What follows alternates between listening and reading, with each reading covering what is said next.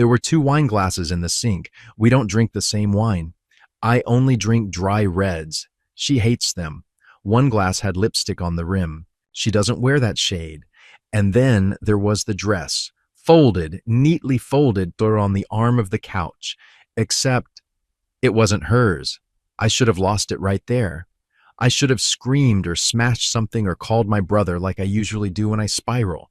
But I didn't. I stood there for at least 10 minutes, just staring at it.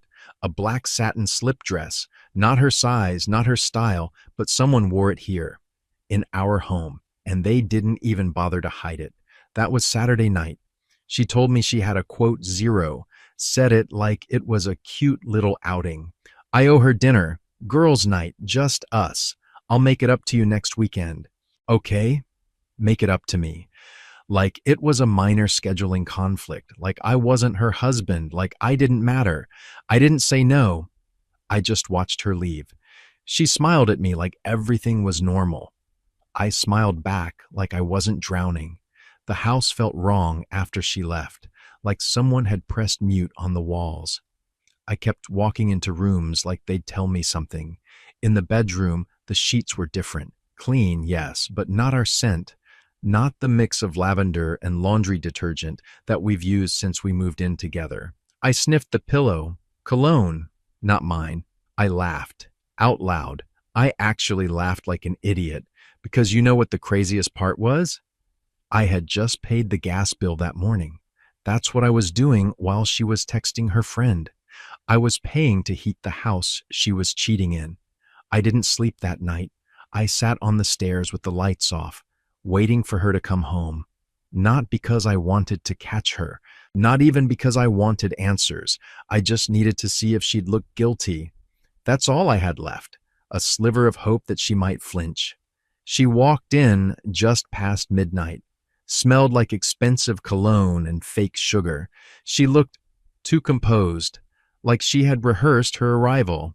She didn't see me at first. She was texting someone, smiling. Then I said her name. Her head jerked. She dropped her phone, her face drained like someone had flipped a switch. I didn't yell. I didn't even move. All I said was, "Whose dress is that?" She blinked. Then she said something I'll never forget, not because it was cruel, but because it was so casual. "You're being paranoid again." That word, again, like my brain was the problem, not the perfume that wasn't hers, not the second toothbrush that appeared in the bathroom, not the jacket left in the hall closet with his name stitched inside, and not the fact that I had a gut feeling so loud I could hear it like thunder in my ears. I didn't sleep. Again, and this morning, while she was in the shower, I did something I swore I never would. I opened her laptop. There was one file on the desktop, just one. JuneTrip.pdf. We didn't take a trip in June, at least not together. I opened it. What I saw made my knees give out. It was only 3 pages, no password, no hiding, just sitting there like it wanted to be found. The first page was an itinerary. Chicago, June 14th to 17th. 2 adults, 1 king bed. Hotel name, reservation code, dinner bookings, spa time. I blinked. My mind tried to rewrite what I was seeing. I thought maybe she planned a trip with a friend and forgot to delete the file. But I knew. I already knew. The second page was a photo. Her, lying on a hotel bed in a white robe, smiling at whoever took the picture. That smile, soft, private, his smile. The kind of smile I hadn't seen in a long time. I stared at her for a long time. I zoomed in, I don't know why, like I was trying to see something in her eyes. Guilt? Doubt? A second thought? No, just happiness. Unfiltered happiness. The third page was a receipt. 2 wine pairings, steak, dessert, champagne. 1 bottle, $112. And at the bottom, a line I never thought would break me the way it did.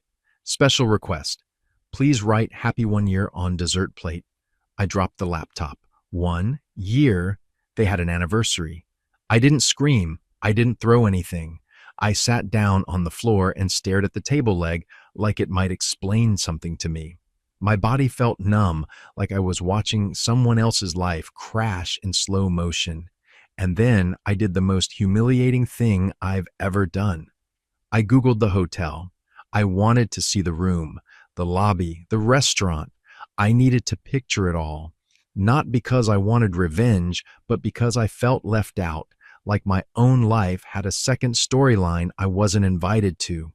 She came downstairs later, hair wet, wearing my hoodie. She kissed my head, told me she was going to Target. I just nodded. But something had cracked. Something subtle, but irreversible. Because I knew something she didn't know I knew, and now I was done asking questions. I was going to follow the trail she thought she had erased. She left for Target like nothing had happened, car keys jingling, humming under her breath, texting someone right as she closed the door. I didn't ask who, she didn't offer. We were still pretending, or at least she was. The moment I heard her car pull away, I stood up and went straight to the hallway closet. I'd never had a reason to snoop before. That was always her domain. Scarves, candles, old photos, that box of tangled wires we never sorted through. I didn't know what I was looking for, just something. What I found was a folded shopping bag stuffed into the side panel behind an unused throw blanket. Inside was a card, gold lettering, navy envelope. Expensive, not my birthday, not any holiday. It had been opened, but she'd kept it, which was the first mistake. On the front it said, "I still remember the first time I saw you." Inside, in handwriting I didn't recognize, were only 4 words. Same place next month, no name, no date. Just the casual cruelty of it. The intimacy of those 4 words hit harder than a confession ever could. She hadn't just cheated, she planned to do it again. Like this was a routine. Like I was the idiot she came home to in between appointments. It was in that moment something inside me shifted. I wasn't just hurt anymore. I was awake, not angry, not vengeful, but focused. I took photos of the card, the bag, the receipt still crumpled at the bottom. I opened her laptop again, checked her browser history. She was smarter than I gave her credit for, mostly cleared. But not entirely. She had a second email account, Gmail. I never knew. It was under a name she used in college, something I thought she abandoned years ago. The inbox was locked behind 2-factor authentication. I didn't try to break in. I didn't need to, because I now had enough to confirm what I hadn't wanted to believe. I wasn't in a marriage. I was in a shadow of one, a fake set built to keep me quiet while the real story played out somewhere else. But her second mistake was still coming. She didn't know I had started watching, not just her behavior, but the details, her patterns, her habits. Like how she always charged her phone downstairs when she wanted to make sure I didn't glance over and see a message light up in bed, or how she deleted her rideshare history but forgot her calendar synced to the shared tablet in the kitchen. That night, while she scrolled Instagram next to me on the couch, laughing at reels, pretending like everything was normal, I opened the tablet and quietly checked her synced events. Thursday, Pilates, 6:30 p.m., Midtown. She hasn't done Pilates since 2022. I knew because I was the one who bought the damn mat that now gathers dust under our bed. I looked at her. She smiled. She had no idea. And that was her first real mistake, because now I was going to follow her.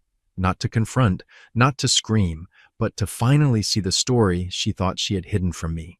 And when I saw it, when I saw him, I didn't do what I thought I would. I did something worse.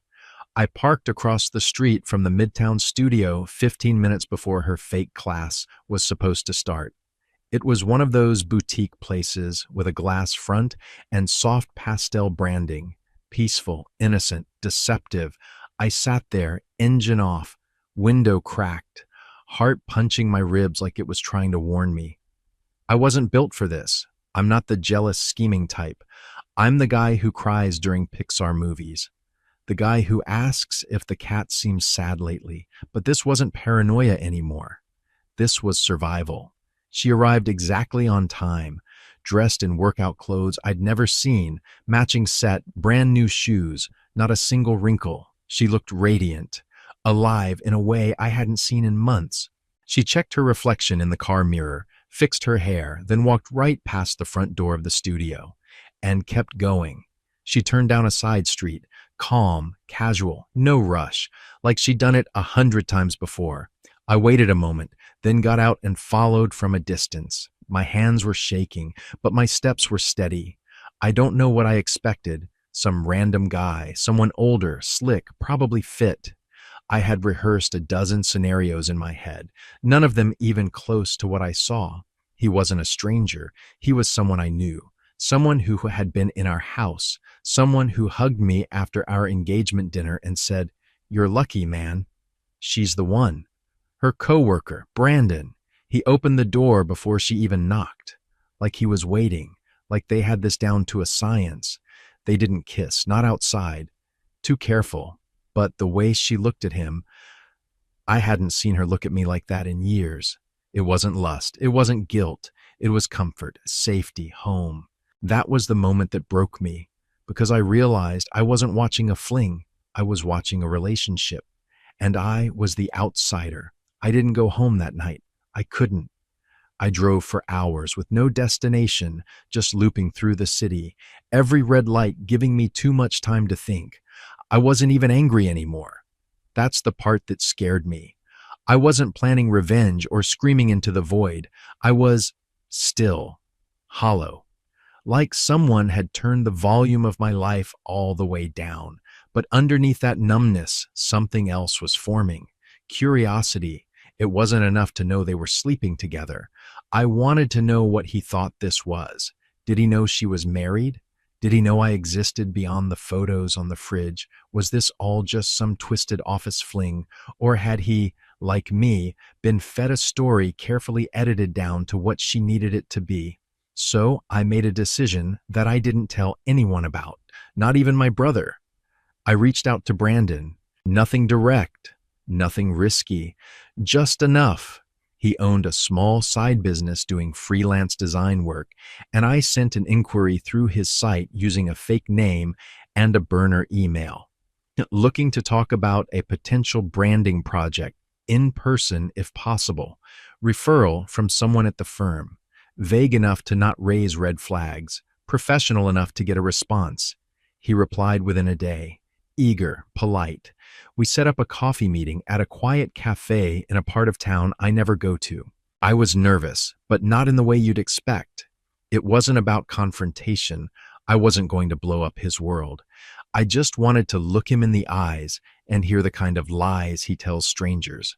I wanted to understand what she saw in him, what he saw in her. He walked in right on time.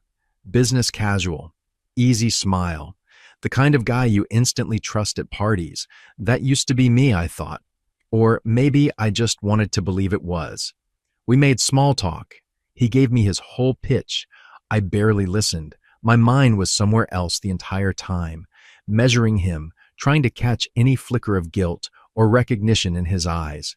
And then, just before I planned to wrap it up and leave, he said something that knocked the breath out of me. He laughed, almost shyly, and said, "You know, it's weird. I don't usually date married women." I froze. He had no idea who I was. "I mean, it just kinda happened," he continued. "I didn't even think it was serious at first. But she's not like most people. There's this sadness in her, you know? It pulls you in, makes you want to fix it." I nodded slowly. "Does her husband know?" He smirked. "Apparently not, or he doesn't care. Or maybe he's just clueless. Who knows?" He chuckled again, like this was a game, like the man he was describing wasn't sitting 2 feet away from him, holding back everything he wanted to say. I ended the meeting quickly, told him I'd think about the proposal. We shook hands. His grip was firm, confident, like someone who thought he was winning something. The second I got back in my car, I couldn't breathe. My hands were shaking so badly, I couldn't start the engine for a full minute. He didn't just steal my wife.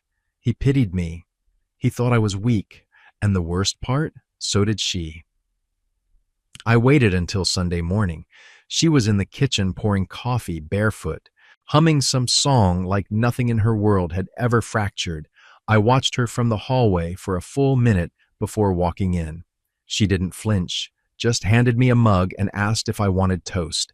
I said no. Then I asked the question, soft, no venom, no sarcasm, just words. Are you happy?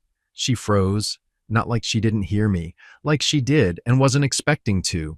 It took her too long to answer, not in a calculating way, but like she honestly hadn't thought about it in a while. I don't know, she said finally. That crushed me more than anything else, because if she had said yes, I could have told myself it was worth something. If she had said no, I could have told myself it was salvageable. But I don't know? That meant she had been gone long before the lies, long before Brandon, maybe long before the wedding. I just didn't see it. She looked at me like she wanted to say more. I could see it behind her eyes. That flicker of honesty we used to share before everything got filtered, but she stayed quiet, took a sip of coffee, changed the subject, and I let her, because I wasn't asking to fix anything. I just needed to confirm what I'd already accepted. I was living with a stranger, and she was comfortable in the silence between us. I gave myself 1 week, not to forgive, not to forget, just to make peace with the idea that I was leaving. Quietly, no fights, no drama. I didn't want to be the guy yelling in parking lots or throwing suitcases into the yard. That wasn't me. That was never me. I moved with precision every night. While she scrolled through her phone or took long showers that probably weren't just about soap and water, I packed, a little at a time, just the essentials. She didn't notice, or maybe she did and chose not to ask. Hard to tell with someone who's already rehearsing life without you.